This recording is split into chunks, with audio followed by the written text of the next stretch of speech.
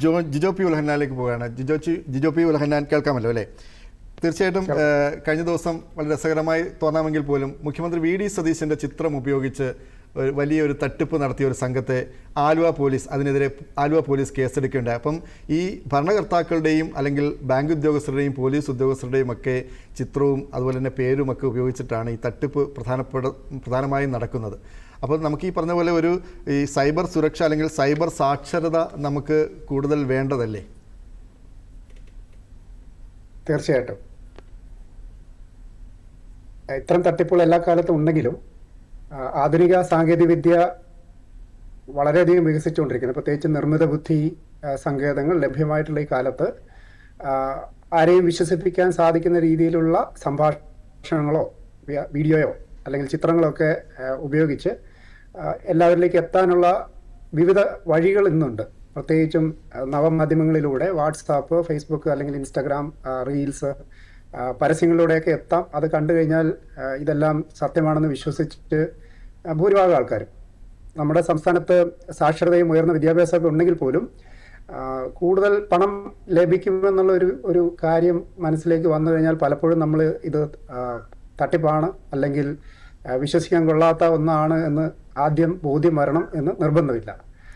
രണ്ടാമത്തെ കാര്യം, അവബോധത്തെ പറ്റി പറയുമ്പോൾ നമ്മൾ ഇങ്ങനത്തെ ചതിക്കുഴികളിൽ വീഴുന്നതിന് ആദ്യമേ തന്നെ ചെയ്യേണ്ടത് ഇത്തരം വിവരങ്ങൾ, അതായത് നമ്മളെ സംബന്ധിച്ച വ്യക്തിഗത വിവരങ്ങൾ പങ്കുവെക്കുമ്പോൾ ശ്രദ്ധിക്കണം എന്നുള്ളതാണ്.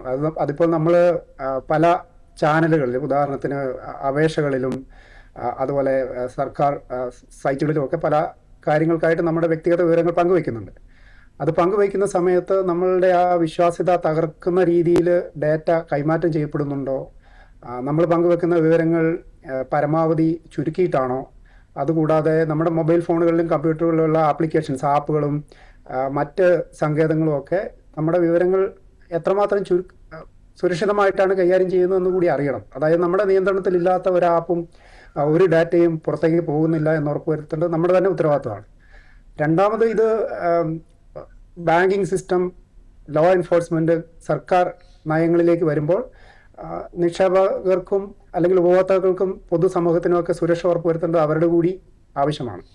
അപ്പോൾ സാങ്കേതിക വിദ്യ തട്ടിപ്പുകാർക്ക് മാത്രമല്ല ഉപയോഗിക്കാവുന്നത്, നമ്മുടെ ഏജൻസികൾക്കും ഉപയോഗിക്കാം.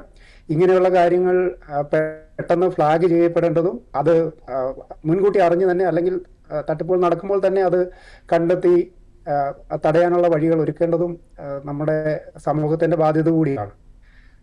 കൂടാതെ ഇത്തരം തട്ടിപ്പുകൾ വരുന്ന സമയത്ത് പെട്ടെന്ന് തന്നെ, അതായത് ഇങ്ങനൊരു തട്ടിപ്പിന് ഇരയായി എന്ന് തോന്നിക്കഴിഞ്ഞാൽ ഉടൻ തന്നെ 1930 പോലെയുള്ള നമ്പറുകളിലേക്ക് വിളിച്ച് 1 മണിക്കൂറിൽ തന്നെ റിപ്പോർട്ട് ചെയ്ത് കഴിഞ്ഞാൽ ആ പണം നഷ്ടപ്പെട്ടത് തടയാനും തിരിച്ചെടുക്കാനും ഒക്കെയുള്ള വഴികളും നമുക്ക് സ്വീകരിക്കാവുന്നതാണ്. തീർച്ചയായിട്ടും ഇത് ഡിജിറ്റൽ സാക്ഷരത, നിക്ഷേപ സാക്ഷരത തുടങ്ങിയ എല്ലാ കാര്യങ്ങളിലെയും ഊന്നി നിൽക്കുന്ന ഒന്ന് തന്നെയാണ്. കേരളം എനിക്ക് തോന്നുന്നത് ഉയർന്ന സാക്ഷരതയും വിദ്യാഭ്യാസമൊക്കെ ഉണ്ടെങ്കിൽ പോലും നമുക്ക് തന്നെയാണ് ഉയർന്ന ബാങ്ക് നിക്ഷേപവും വസ്തുക്കളിലും അതുപോലെ സ്വർണത്തിലുമൊക്കെ നിക്ഷേപവും NRI വരുമാനമൊക്കെ ഉള്ളത്. അതുകൊണ്ട് തന്നെ തട്ടിപ്പുകാർ നമ്മളെ ഫോക്കസ് ചെയ്യാനുള്ള സാധ്യത കൂടുതലുണ്ട്. അപ്പോൾ തീർച്ചയായിട്ടും നമ്മൾ തന്നെയാണ് ഒരുങ്ങിയിരിക്കേണ്ടത്.